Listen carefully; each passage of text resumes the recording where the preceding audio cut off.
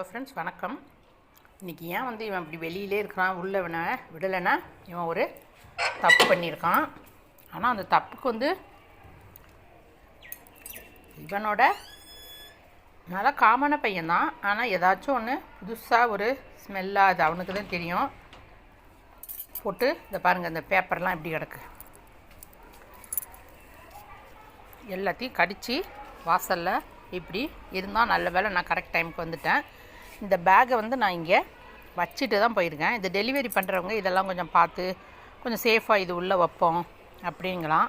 ஏன்னா அங்கேருந்து இந்த கார் மேலெலாம் த்ரோ பண்ணுறப்ப எப்படியும் மிஸ் ஆகிடும். அது அவங்களும் செய்ய மாட்டேங்கிறாங்க.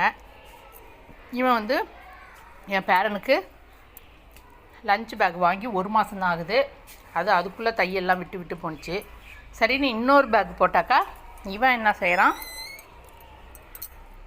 நான் ஹாஸ்பிட்டல் போயிட்டு வரத்துக்குள்ளே பிசியோதெரப்பிக்கு இந்த மாதிரி இதை போட்டு கிழிச்சி பாருங்கள்.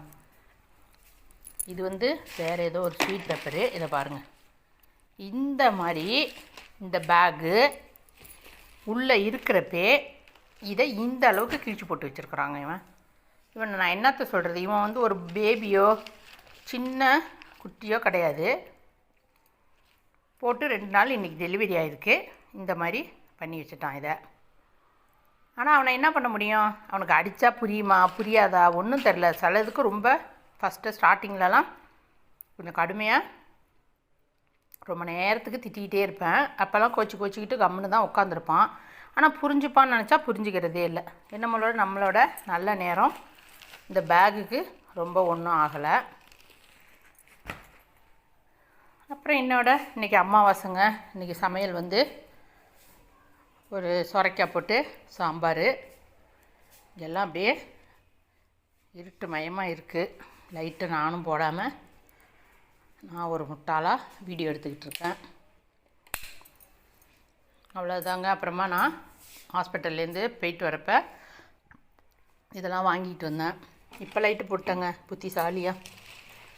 இது வந்து இந்த புளிச்சக்கீரை. இதில் வந்து ஒரு பெரிய நன்மைக்கு இப்போ என்ன இருக்குன்னு இந்த வீடியோ பார்த்து ஏதோ டாக்டர் வீடியோவாக என்னன்னு தெரில. இந்த புளிச்சக்கீரை சாப்பிட்றது வந்து நம்ம வயிறு கோளாறு இருந்தாக்கா அதை கேட்கும் அப்படின்னாங்க. முதல்ல சத்துக்காக தான் சாப்பிட்டோம். இப்போ இதை சொன்னோன்னே சரி இனிமேல் அடிக்கடி வாங்குவோன்னு இன்றைக்கி வாங்கியிருக்கேன். நாளைக்கு வந்து வெந்தயக்கீரை போட்டு சாம்பார் வைக்கலான்னு அது வாங்கியிருக்கேன். நம்ம வீட்டில் முருங்கை மரத்தில் ஒன்றுமே கீரையே இல்லை. இது வந்து இதோட வெளியில் தள்ளு வண்டியிலலாம் சீப்பாக கிடைக்குமா என்னன்னு தெரில. இது வந்து இன்றைக்கி 200 இந்த மாதுளம்பழம் வாங்கியிருக்கேன். ஆரஞ்சு